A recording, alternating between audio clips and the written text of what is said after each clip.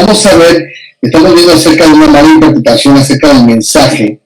Y estamos viendo un tema de cómo lo están viendo el reino de Dios. Y ahora vamos a ver Daniel cómo vio el reino. Daniel vio al rey y al reino en detalle de una manera gráficamente hablando. Vamos a ver cuál fue la perspectiva que tuvo el profeta Daniel con respecto al reino de Dios. Ya vimos cómo lo vio de cada uno de los hombres anteriores que mencionamos el día domingo. Ahora vamos a verlo cómo lo vio Daniel. Daniel lo vio de una manera muy gráfica, de una manera muy clara. Y bueno, vamos a ver ahí nuestras Biblias, ¿verdad? Y vamos a ver lo que dice ahí, porque, bueno, Daniel menciona algo bien interesante en la palabra de Dios. Es Daniel capítulo 7, versículo 13 y 14, y luego versículo 16 al 18. Luego brincamos al versículo 21 y 22, y luego brincamos al versículo 26 y 28. Repito, Daniel capítulo 7, vamos a ver el versículo 13 al 14, luego del 16 al 18, y luego del 21 al 22, y luego del 26 al 28. Y bueno, vamos a ver un tema, vamos a darle lectura a este tema tan importante. Dice, esta es la visión nocturna. Vi que alguien con aspecto humano venía entre las nubes del cielo, se acercó, fíjate bien, el venerable anciano y fue llevado a su presencia. Y se le dio autoridad, poder, majestad. Todos los pueblos, naciones y lenguas lo adoraron. Su dominio es un dominio eterno que no pasará y su reino jamás será destruido. Fíjate bien cómo aquí Daniel está hablando acerca de Dios y lo está viendo de una manera geográficamente hablando de cómo va a trabajar con pueblos, con naciones, con lenguas y cómo todos ellos iban a adorar. Y la perspectiva de Daniel de una manera muy, muy impresionante, de la manera como lo está presentando Daniel, muy interesante verlo.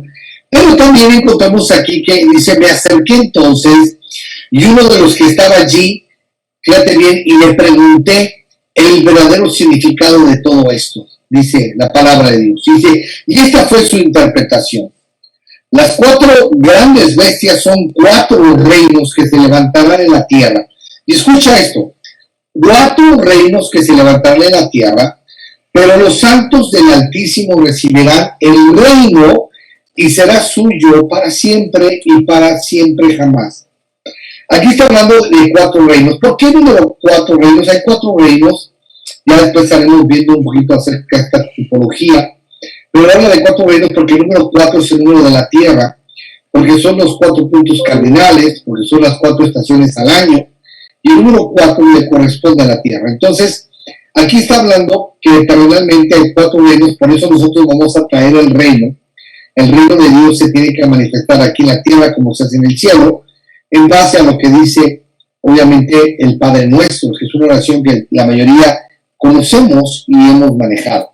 Ahora, dice, mientras observaba yo este cuerno, fíjate bien, libró una guerra contra los santos y los venció. Entonces vino el anciano y emitió juicio a favor de los santos y del Altísimo. En ese momento los sabios recibieron el reino. Continuamos con los otros versículos que dicen, los jueces tomaron asiento y el cuerno se le quitará el poder y se le destruirá para siempre. Entonces se dará a los santos, que son el pueblo del Altísimo, la majestad y el poder de la grandeza de los reinos. Su reino será un reino eterno y lo adorarán y obedecerán todos los gobernantes de la tierra. Aquí termina la visión. Yo, Daniel, me quedé desconcertado por tantas ideas que me pasaban por la mente a tal grado que, fíjate, empalideció mi rostro, pero preferí mantener todo esto en secreto. Bueno, ¿por qué menciona que lo quería mantener en secreto? Porque obviamente la gente no iba a entender los principios de los cuales está hablando aquí, obviamente, Daniel.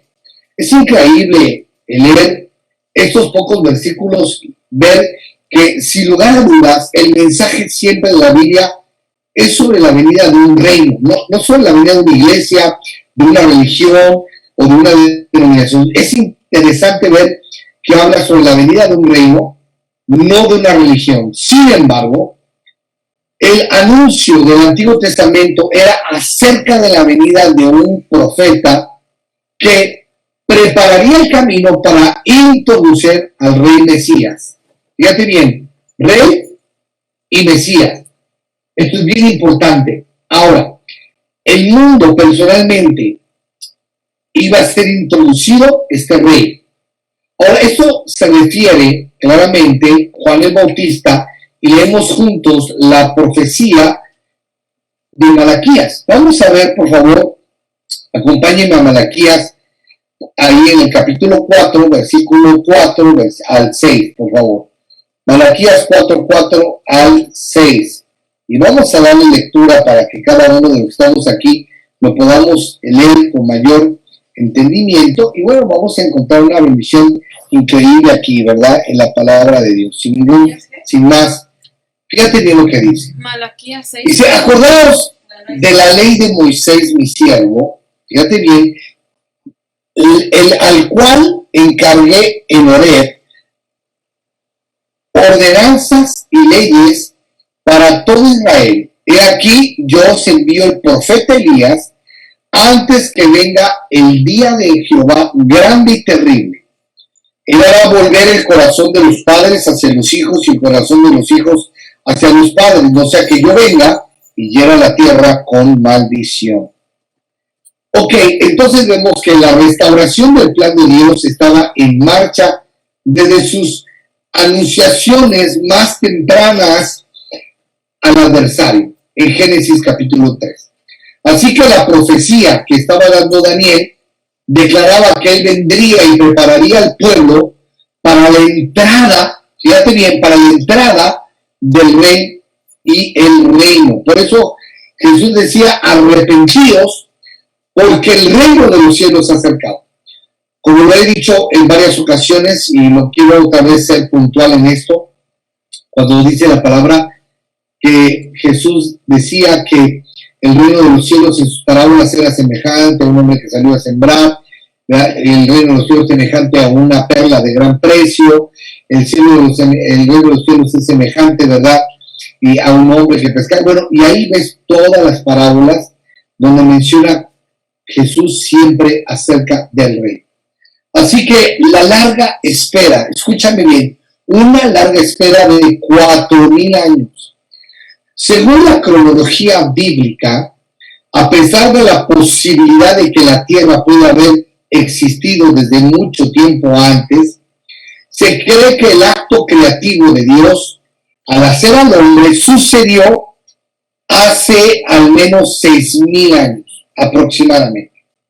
Si tuviéramos que usar esa medida para calcular las extensiones del drama redentor de Dios hacia la humanidad, entonces la promesa del rey Mesías, que vendría ocurriendo 4,000 años antes del nacimiento de Juan el Bautista, esto significa que Dios esperó 4,000 años antes de enviar al rey Mesías a la tierra. Y la pregunta que todo el mundo me dice, ¿por qué? Bueno, porque era esperar un modelo de reino. Fíjate bien, esperar un modelo de reino. ¿Por qué? Porque Dios es un gran comunicador. Dios no anda con medias tintas o tratando de decir algo, de tratar de comunicar algo. No, Él lo que comunica, lo comunica correcto. Y lo comunica tan claro que no hay duda en la manera como lo comunica. Dios no es una persona que tienes que interpretar lo que te comunica. No, Dios es claro. Es muy claro como el agua. Él sabía que no podía revelar completamente, obviamente, las buenas nuevas de su reino hasta que existiera un ambiente propicio en el cual la gente pudiera entender el mensaje, porque aún no era el hombre capaz de entender ese mensaje, así que él esperó el tiempo propicio. Y Dios es un Dios tan sabio que Él también sabe en qué momento tú vas a entender muchas cosas en tu vida. No quieras apresurar muchas cosas que a lo mejor no entiendes o no comprendes, y deja que Dios lleve el momento especial para que tú puedas comprender el tiempo indicado de lo que Dios te quiere tal vez decir acerca de tu vida. Ahora, Cristo podía venir. Jesús no podía venir hasta que existiera un modelo de reino, como una ilustración visual. ¿Para qué? Para ayudar a la gente, fíjate bien, ayudar a la gente ¿a qué? Pues obviamente a comprender sus enseñanzas del reino. Por eso, cuando Jesús venía hablando del reino y hablando de que era un reino y que él era el Hijo de Dios y hablaba de Dios como Padre, porque en esa época nadie se refería a Dios como Padre, era como para los religiosos, era como un insulto que alguien viniera y hablara de Dios como un Padre. Sin embargo, Jesucristo trajo la revelación de la paternidad de Dios y también trajo la revelación del reino, también trajo la revelación de que él era el Hijo del Rey, ¿sí? Que era un príncipe, que además él era el Mesías, él era el Redentor.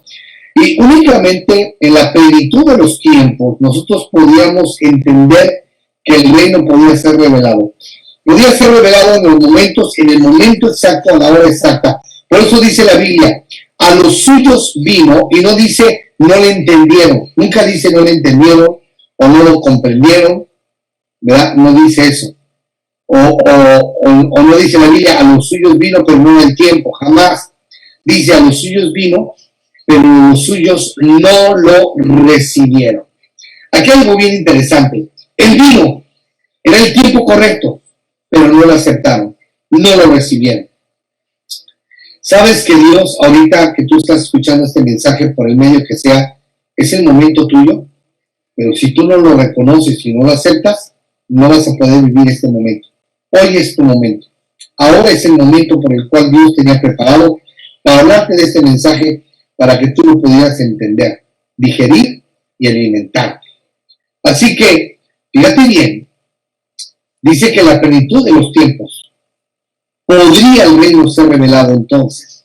Así que el mismo capítulo de Génesis describe la caída del hombre, también anuncia la solución también prometida por parte de Dios, porque Dios prometió, obviamente, que iba a venir Mesías. En pocas palabras, Dios tenía el plan B. Dios tenía la salida de emergencia. ¿Y por qué digo la salida de emergencia? Porque Dios es un Dios que piensa en todo. Es, por ejemplo, en muchos lugares en México que se han incendiado como edificios, como discotecas, donde mucha gente ha muerto, porque las puertas no las abrían para adentro, porque no tenían puertas de salida de emergencia, porque hay unos edificios que no tienen sus escaleras por fuera de fierro, ¿verdad? Que son externas para salvar la vida para un temblor, para un sismo, para un incendio. Entonces, muchos edificios no pensaron en tener salidas de emergencia. Una salida de emergencia te va a salvar la vida, te va a preservar la vida y vas a estar seguro porque tienes la manera. Entonces, imagínate, en un edificio de muchos pisos que se está incendiando, sería tal vez imposible por el humo, te podrías intoxicar y no poder llegar a la salida. Sin embargo, las salidas de afuera, las escaleras de fierro, el aire que está pegando, obviamente no te intoxicarías y tendrías la libertad de salir de tu edificio sin ningún riesgo de vida o pérdida de vida, al igual que un temblor, un sismo, que podría de alguna manera salvaguardar tu vida, que no te cayera al piso, y tal vez las escaleras externas podrían doblarse, pero no podrían aplastarte de alguna manera. Entonces, siempre una salida de emergencia va a darte a ti la seguridad de que estás en un lugar seguro, que pensaron en tener una forma de salvaguardar tu vida y todo esto. Entonces, Dios como Padre pensó en una salida de emergencia, pensó en cómo iba a salvar a sus hijos desobedientes, ¿verdad? Cómo iba a salvar si es que no iban a obedecer. Él tenía ya el plan, por eso tenía el plan de emergencia y ese plan era nuestro Señor Jesucristo. Así que por causa del rol de esa serpiente que se le metió a Satanás, en tentar a la primera pareja humana a pecar, fíjate bien, la primera pareja humana los tentó para pecar, Dios pronunció una maldición, fíjate bien, sobre la cual también predijo su futura perdición de Satanás. Dios, el Señor le dijo entonces a la serpiente, por causa de lo que has hecho, maldita serás entre todos los animales, tanto domésticos como salvajes, te arrastrarás sobre tu vientre y comerás del polvo todos los días de tu vida. Pondré enemistad entre tú y la mujer, entre tu simiente y la simiente de ella. Y la simiente de ella te aplastará la cabeza, pero tú solamente morderás el talón. Dios prometió que un descendiente de Eva, o sea, la simiente, aplastaría la cabeza de la serpiente y le causaría una herida fatal. Simiente sería Jesucristo. Cuando Cristo apareció predicando el reino de los cielos, esa fue su, fíjate bien, culminación de miles de años de preparación en el plan de Dios. ¿Qué era lo que él estaba esperando? A lo largo de su historia, Dios estaba preparando el escenario y el entorno para la aparición de su Hijo Jesucristo. Vamos a ver la preparación para el Rey. Adán y Eva pecaron al desobedecer a Dios.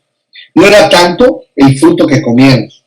No es que te enfoques en un fruto, sino un acto de desobediencia. El problema fue una desobediencia.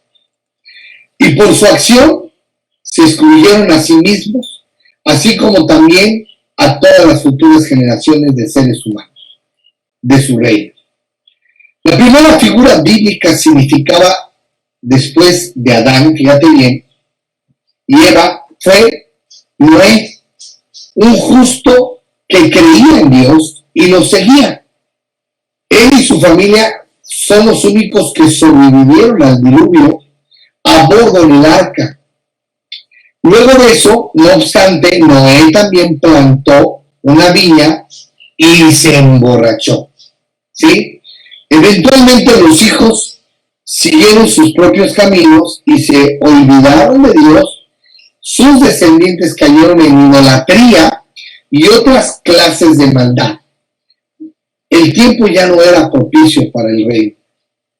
Así que es impresionante ver cómo el hombre, después de ver un milagro, por ejemplo, como Noé, que pudo haber visto el milagro de que Dios le estaba diciendo que construyera una arca y la construye en un desierto y que a lo mejor está diciendo, pobre viejito, ya se les fue la canica, ¿verdad? Porque pues ¿quién iba a construir un arca en un desierto, no? Tú la construyes, no sé, en el mar, pero no en el desierto. Y luego Dios había dicho que iba a llover, que iba a caer agua del cielo, y en aquella época nunca había llovido. Todo era una inmersión térmica, o sea, el vapor de la tierra subía y alimentaba las plantas y los árboles y todo.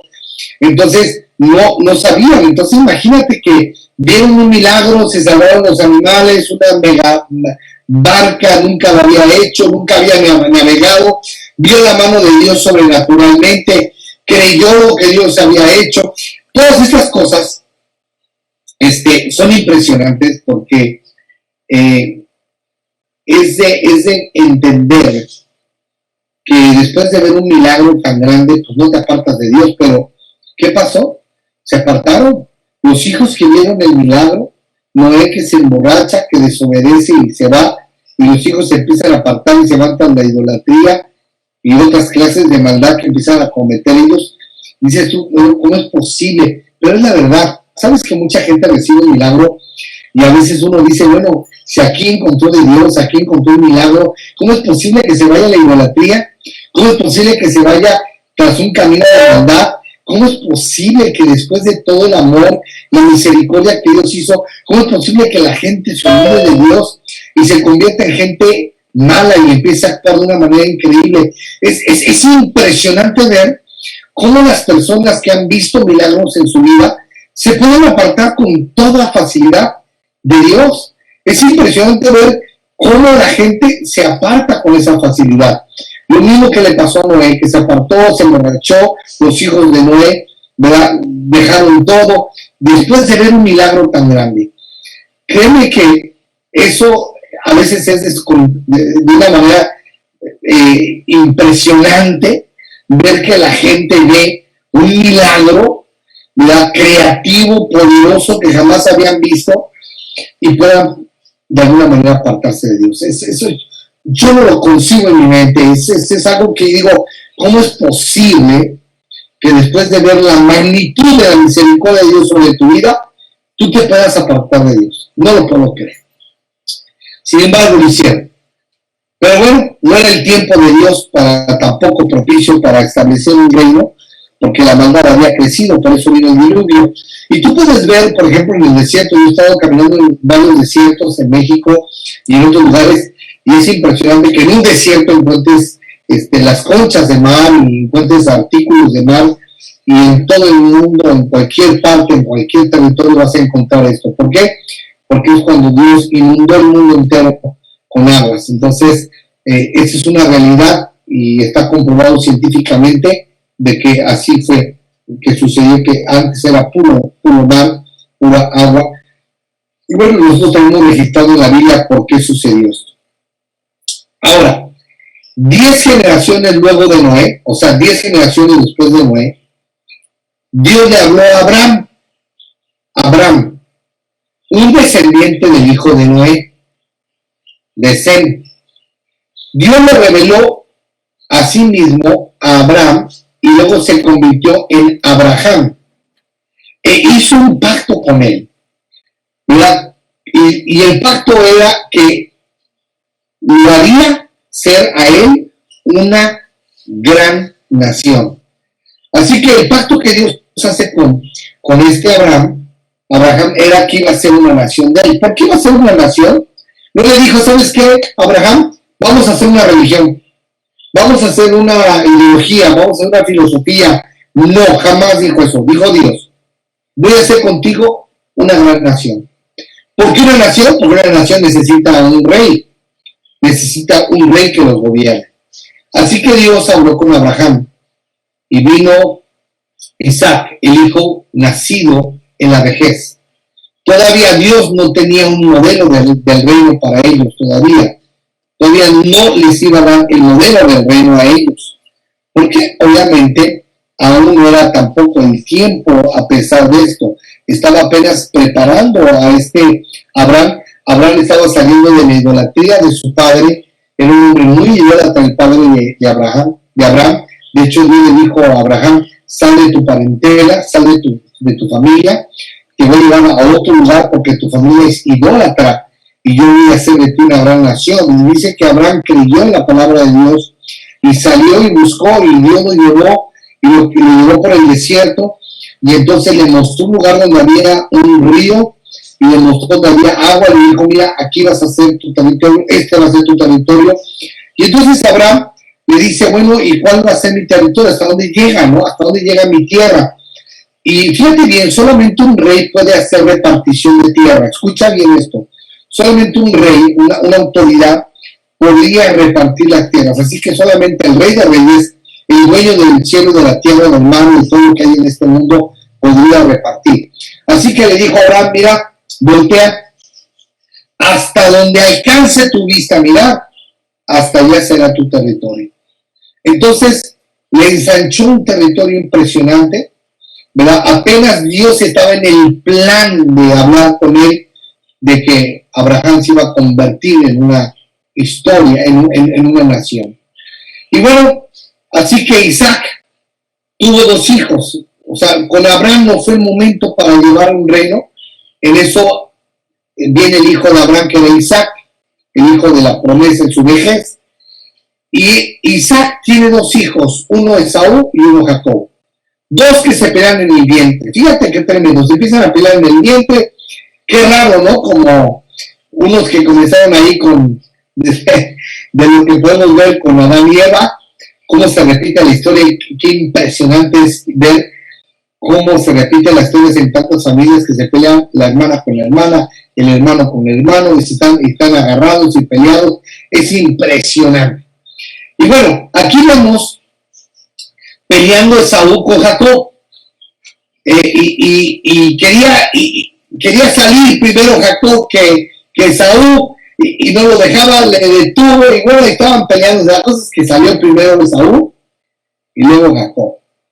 Y Dios se le apareció a Jacob y le dijo, haré de ti una gran nación. Fíjate bien, haré de ti una gran nación. Entonces Dios escoge a Jacob, ¿verdad? Y le dice, entonces tu nombre será ahora Israel, ¿sí?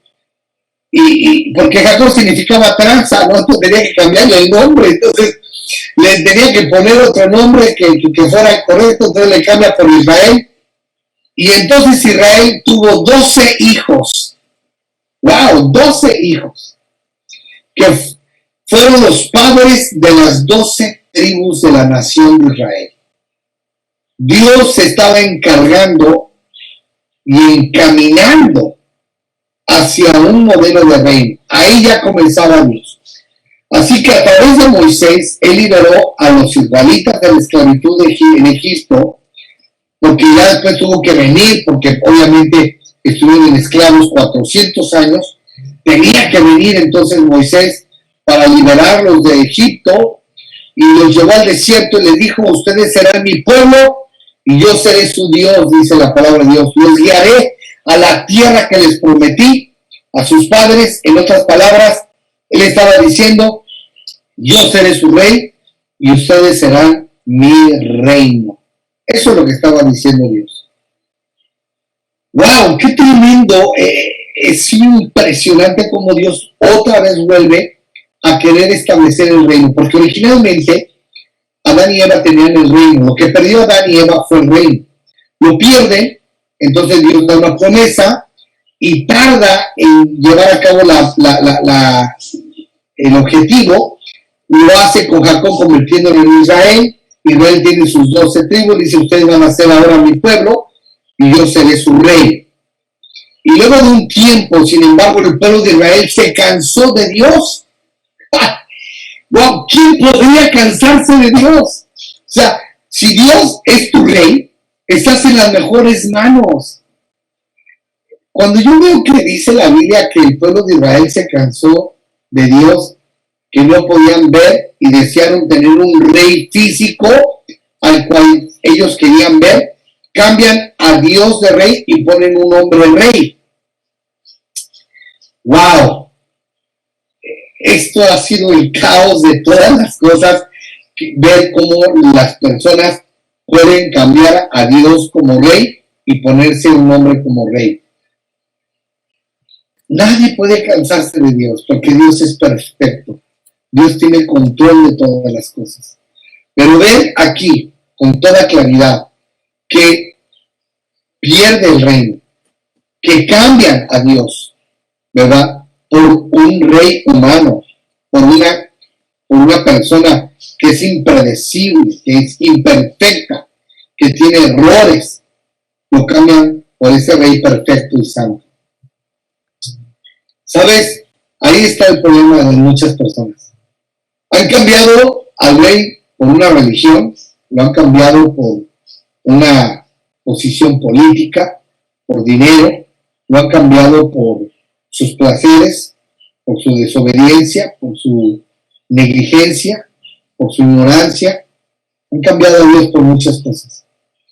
Han cambiado a Dios por dioses, ¿verdad? Porque son dioses entre comillas, porque no lo son, pero son sus idolatrías. Y es impresionante ver cómo el hombre cambió, ¿verdad?, a Dios. Se cansó. Y yo digo, Señor, si se cansaron de ti, ¿verdad?, y te cambiaron a ti, pues cuánto más me van a cambiar a mí, ¿verdad? Y es obvio, ¿verdad? Porque esa es una realidad. El ser humano es así, se la pasa brincando como chapulín de un lado para otro, no sabe ser una persona estable, una persona comprometida, una persona firme, y ahí están. Y es terrible ver una realidad, que se cansan de Dios. Déjame decirte, yo jamás me voy a cansar de Dios.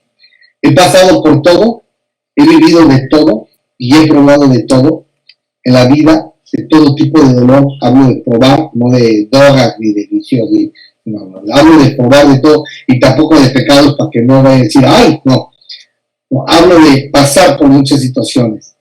Y sin embargo, esas situaciones nunca me han apartado de Dios, me han hecho más fuerte, me han hecho más comprometido, me han hecho más firme y me han hecho más seguro. Y la verdad es que yo entiendo que la única persona que puede darte la seguridad en tu vida se llama Dios. Así que Dios nunca deseó que ellos tuvieran un rey terrenal, jamás un rey terrenal. Eso no era el modelo apropiado que él estaba buscando. Cuando ellos comienzan a buscar su propio rey, se empiezan a matar entre hermanos. Y entonces ahorita los pleitos que hay entre que Irak, que Irán, que los musulmanes, que los árabes, y todos ellos son primos hermanos y se están matando por generaciones solo porque cambiaron reyes, ¿sí? Porque querían ser los únicos. Ese no era el modelo apropiado que él estaba buscando. De todos modos, les concedió su deseo porque Dios es un caballero. No viola la libertad y el libre albedrío que le ha dado. Así que los dejó que buscaran su propio modelo, ¿verdad? Les concedió ese destino y instruyó al profeta Samuel que ungiera a Saúl como rey de Israel. Entonces Dios dijo, ok, me cambia, le voy a poner un profeta para que nos guíe. Y como la nación rechazó a Dios y prefirió un rey terrenal, el tiempo todavía no era preciso para que el reino de los cielos fuera revelado. Entonces Dios dijo, no es el momento para que venga el Mesías. ¿Por qué? Porque aún no están preparados. Me han cambiado ahora por un rey, ¿verdad? Humano, ¿verdad? Y no me quisieron a mí, al rey soberano, al rey de reyes, al señor de señores, al creador del cielo y de la tierra. Hoy yo te quiero decir que analices un poquito tu vida, que analices tus propias decisiones, que te pongas a pensar si tu decisión está llevando a tomar una decisión equivocada de cambiar a Dios por una religión, por una secta, por una ideología, por una filosofía, por ideas que has creado en tu propia mente, tus propias creencias, o por otras circunstancias, o simplemente has deseado, según tú, creer que Dios no existe, porque el mal llamado ateo, porque el ateo cree en no creer, así que no se puede llamar ateo. Entonces, ¿por qué? Porque cree no creer, ¿no? Entonces, bueno, es impresionante, pero independientemente de eso, cualquiera que sea tu creencia o tu inclinación, déjame decirte que a pesar de todo eso, solamente existe un solo rey. Solamente existe alguien que puede ayudarte y que no tiene que ver con religión, que no tiene que ver con ideología, que no tiene que ver con filosofía o con creencias humanas o un gobierno humano. Esto no se trata de mí, no se trata de ti, no se trata de la gente, no se trata del mundo, se trata de Dios. Estamos hablando de Dios. Aquí se trata del Rey, del Salvador, de tu Padre, del que te ama, del que te restaura. Estamos hablando del único verdadero, el Rey de Israel. Yo te invito a que tú analices tu vida, que te des cuenta en qué momento has cambiado a Dios por otras cosas. Muchos dirían, no puedo, tengo trabajo, tengo familia. Entonces tu Dios se convirtió en tu trabajo. Entonces tu Dios es ahora tu familia. Porque la palabra de Dios dice que amarás al Señor por sobre todas las cosas y por encima de cualquier persona. Entonces yo me pregunto, ¿qué será más importante que Dios? ¿Tu trabajo? ¿Tu afán de tu empresa? ¿Tu película? ¿Tu telenovela? ¿Tu momento de ocio, de ver televisión o entretenimiento? o de descanso, o de estar ahí tirado en la cama y no comprometerte, o simplemente no quieres estar y para que nadie se sienta ni se ofenda, ¿verdad? Apareces en línea pero no estás. ¿Cuál es realmente tu enfoque en esto? Dios no puede ser burlado. Dios no es un juego. Desafortunadamente muchas personas no se han dado cuenta de esta realidad. Yo te pregunto, ¿por quién has cambiado a Dios? ¿Quién se ha convertido en tu Dios ahora? Porque solamente hay un Dios, pero ¿a quién tú has permitido que sea tu Dios? Desafortunadamente, he visto muchas personas que han creado muchos dioses. Mucha gente vive solamente para trabajar. Yo no, señores. Yo trabajo para vivir, porque la vida Dios me la dio para disfrutarla, para que me enfocara en Dios. Lo más importante y lo más valioso es lo que tienes ahí a tu alrededor, la familia. Ahí tienes a tu hija, ahí tienes a tu hijo, ahí tienes a tu esposo, a tu esposa, ahí tienes a tu familia. Ahí tienes las cosas que valen la pena. El trabajo va y viene, el dinero va y viene, las cosas materiales van y vienen, pero Dios no siempre, la familia no siempre.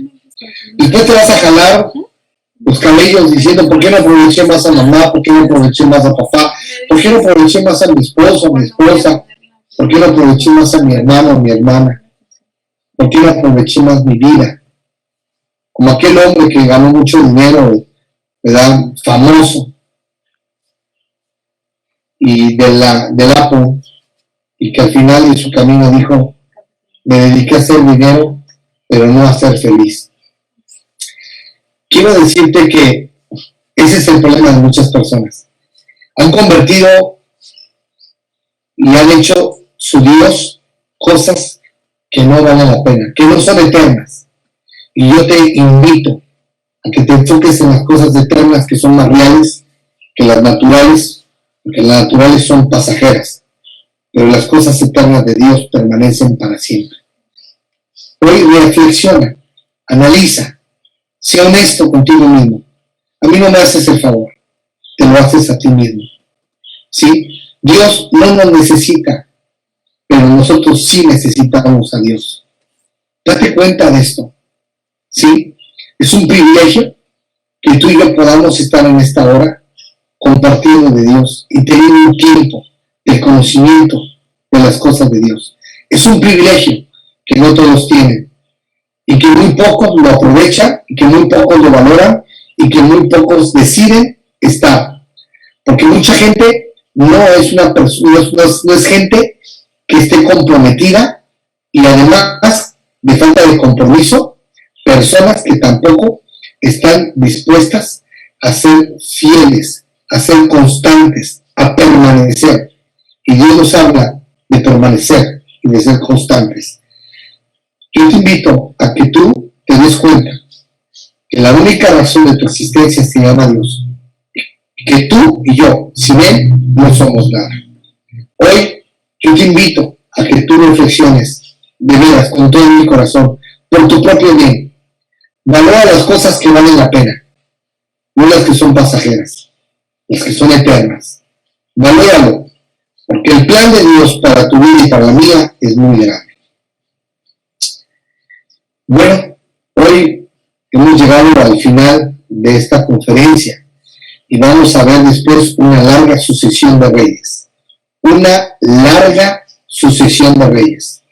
Y vamos a ver todo el proceso que tuvieron que pasar por no ser obedientes. Me dio mucho gusto, ¿verdad?, compartir con ustedes esta palabra.